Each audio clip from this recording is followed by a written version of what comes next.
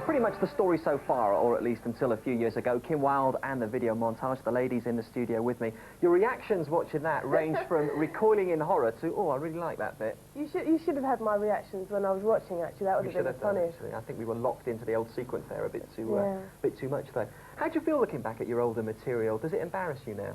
Oh, yes, absolutely. I mean, some of those videos really embarrass me. Some of them don't. Oh, sorry about this. That's all right. Noise, aren't I? Some of them don't embarrass me, but some of them do. Like the second time, he dressed up as a ridiculous one with a wig on, and then whichever one did I cringe at? Oh yeah, the touch. But you didn't show the embarrassing bits of the touch. But oh my God, that was an atrocious video. We spared you on that one.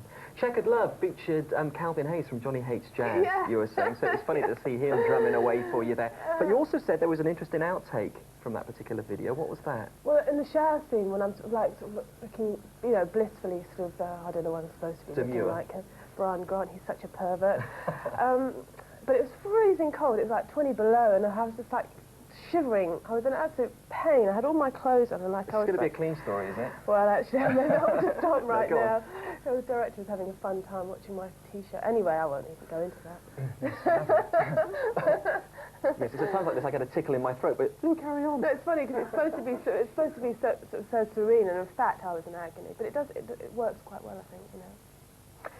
More recently, of course, you've been working with a whole variety of people, and yet you've said that you wanted to get much more involved in the songwriting process yourself. With the new material, have you been able to do that? Absolutely, yeah. The last few albums, and especially the last album, and now, of course, this one, and the new single, which I wrote with my guitarist. So I've been working really hard, you know, and people sort of say, well, what have you been doing, you know, wonder what pop stars do when they're not sort of being pop stars. And I said, well, actually, I've been working really hard. So I have, yeah. How much is it a question of having to live down the fact that, you know, you're quite attractive, that you're a daughter of a famous pop star in your own right, and that you might be a bit of a dumb blonde who's just thrust into the limelight?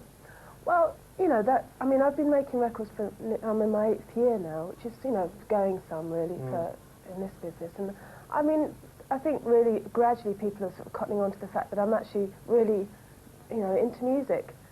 And, I mean, I don't care how long it takes. You know, if it takes another 10 years and then people suddenly go, God, yeah, Kim Wilde is really into music. If people say that, I won't mind. You know, that's about as much as I want anyone to say about me. I don't want sort of any great accolades or anything. And, you know, I'm very happy doing what I do. I don't need to be sort of public. You know, my ego isn't such that it needs that kind of massaging, you know. A very healthy outlook, I reckon. This one did the business for you back in 1986. You Just Keep Me Hanging On, originally done by the Supremes, I do believe, back 20 years ago or so. Kim Wilde.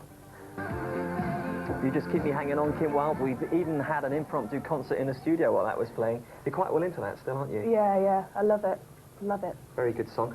Rocking Around the Christmas Tree, of course, saw you springing up round about Christmas time with Mel Smith. A happy experience for you, that. Oh yeah, what a great thing to do at Christmas. Have a Christmas record out. What a lot of fun Original. that is. It's such fun. I've never had a record out around about Christmas time, really. I've always like hit, you know, like big hit, you know. So it's such fun, especially with Mel, of course. Of course, and it was for charity, wasn't it? And of course, it was for comic relief, which was the best thing of all. And it's unbelievable, you know. They just sort of did the Red Nose Day, and everyone got really involved in it. I think they made something like £14 million. Which was brilliant. Absolutely brilliant. God, you know, it's amazing. At the time, you said that charity and helping perhaps kids was something that you increasingly wanted to do if you had the time in your career. Is that still an aim? Very much so, yeah. I love working with young people, and I'm quite involved with the National Association of Youth Clubs, and so I just like young people. What prompted that desire? Well, we have a lot of young people work at our studio, actually, on YTS. I know it gets knocked a lot, but we have a lot of kids, a lot of young people come up to our studio, and they do a bit of work experience. And a lot of the people that have come up and done that have stayed and gone on to become, you know, fine engineers or people, you know, whatever they want to do. And that's really what prompted me, because I just thought, God, you know, young people have so much to offer, and they just need the encouragement. So, you know, that's as much as I can really do, is encourage people, and if that's, you do what you can do. If I can go out and encourage kids to, you know, do things, and I mean, we could always, you know, we all need that kind of... Sure, and we all need a start in life too. YTS, I should explain to our European viewers, is a government scheme whereby kids get paid very little but get work experience in the process, which the government feels is very important. Talking about rocking round the Christmas tree, it showed you off as a very good actress, I thought. So? And the last time we spoke, I think you were kind of maybe thinking about broadening your career and looking at acting as an alternative to music, or maybe running it alongside your musical output. Is that still a goal?